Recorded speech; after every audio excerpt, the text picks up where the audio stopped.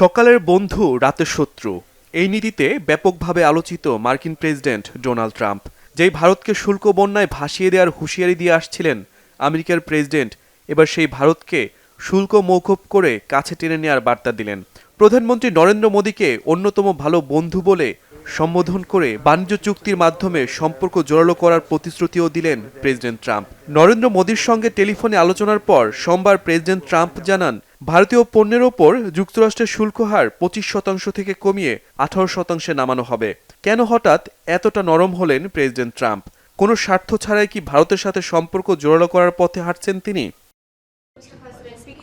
দ্বিতীয় মেয়াদে ক্ষমতায় আসার পর থেকেই প্রেসিডেন্ট ট্রাম্প যেন স্বার্থ ছাড়া এক পা সামনে যেতে আগ্রহী না। রাশিয়ার কাছ থেকে তেল কেনায় ভারতের ওপর বেশ কয়েকবার চটেছেন তিনি।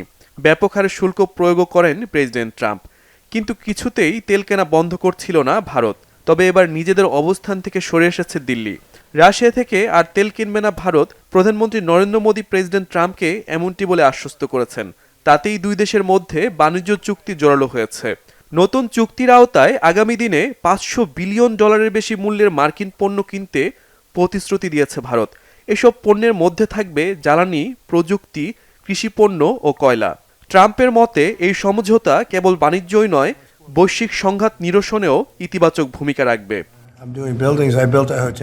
নিজের সামাজিক যোগাযোগ মাধ্যমে পোস্টে প্রেসিডেন্ট ট্রাম্প লিখেন, এই চুক্তির আওতায় ভারতীয় পণ্যের ওপর যুক্তরাষ্ট্রের শুল্ক কমিয়ে আনা হবে।